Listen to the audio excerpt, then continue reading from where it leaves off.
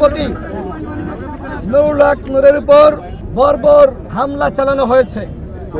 শুধুমাত্র নুরুল হক নূর নয়, আমাদের ছাত্র অধিকার পরিষদের সাধারণ সম্পাদক নাজমুল হাসান থেকে শুরু করে আমাদের দল এবং অঙ্গ সংগঠনের শতাধিক নেতাকর্মীকে নির্মমভাবে পিটিয়ে রক্তাক্ত করেছে সেনাবাহিনী এবং পুলিশ।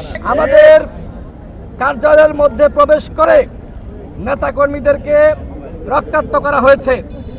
গতকাল আপনারা খেয়াল করে থাকবেন এবং অনেক মিডিয়াতে এসেছে কিভাবে গণ অধিকার পরিষদের কার্যালয় ভাঙচুর করেছে সেনাবাহিনী। আমাদের যে সকল নেতাকর্মীরা বাথরুমের মধ্যে অনেকে ভয়ে আতঙ্কে আশ্রয় নিয়েছিল, সেই বাথরুমের দরজা ভেঙে ভেঙে তাদেরকে বের করে রক্তাক্ত করেছে সেনাবাহিনী। আমি খুবই আসলে নিজের কাছে এক ধরনের লজ্জা লাগছে যে সেনাবাহিনীর নাম আমার মুখে নেওয়া লাগছে। যে প্রতিষ্ঠান আমাদের গর্বের প্রতিষ্ঠান, গণ অভ্যুত্থানে যে প্রতিষ্ঠানের ভূমিকা আছে, সেই প্রতিষ্ঠানের কতিপয় ব্যক্তিকে রক্ষা করার জন্য আজকে পুরো বাহিনীকে কলুষিত করা হচ্ছে।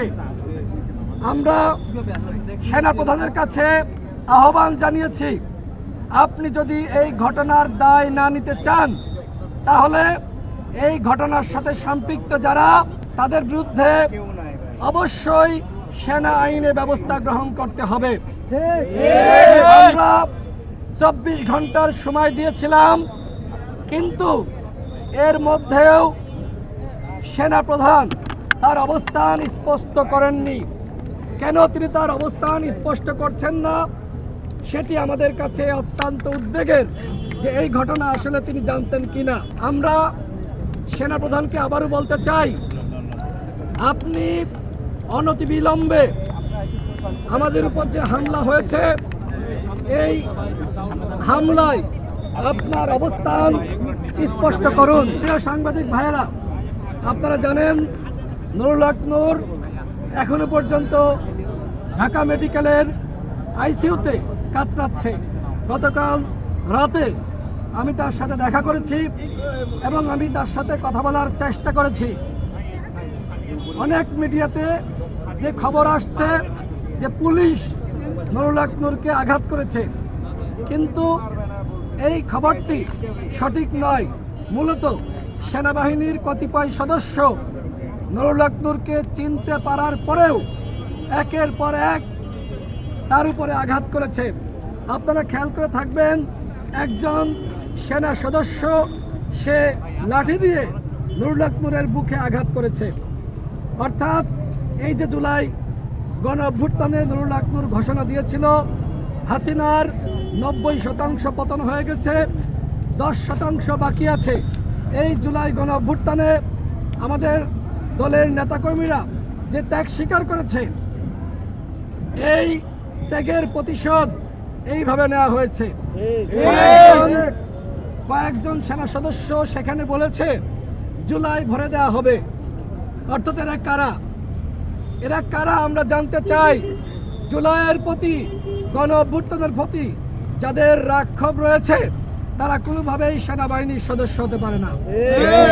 আমরা মনে করি এরা ছাত্রলীগ, যুবলীগের ক্যাডারের থেকে ভয়ঙ্কর। সুতরাং এই দেশপ্রেমিক এবং স্বাধীনতা সার্বভৌমত্বের প্রতীক সেনাবাহিনী নামক প্রতিষ্ঠানে তারা চাকরি করতে পারে না। তাদেরকে অবশ্যই গ্রেপ্তার করতে হবে এবং উপযুক্ত শাস্তি নিশ্চিত করতে হবে। নুরুল হক নূর এখনো পর্যন্ত কাতরাচ্ছে। আমরা সন্দেহ করছি বাংলাদেশে তার যে ধরনের চিকিৎসা দরকার সেটা সম্ভবপর নয়, যেহেতু হাসিনার আমলে নুরুল হক নূর 22 বার হামলার শিকার হয়েছে। তার পুরো দেহটা ক্ষতবিক্ষত। সুতরাং এই মুহূর্তে তার উন্নত চিকিৎসার জন্য আমরা মনে করি সিঙ্গাপুর অথবা ইউকেতে নিতে হবে। এবং গতকাল সরকারের পক্ষ থেকে ঘোষণা দেওয়া হয়েছে নুরুল হক নূরকে উন্নত চিকিৎসার জন্য দেশের বাইরে নেওয়া হবে। আজকেও রাষ্ট্রপতি তিনি নুরুল হক নূরকে কল করে বলেছেন আপনাকে উন্নত চিকিৎসার জন্য দেশের বাইরে নেওয়া হবে।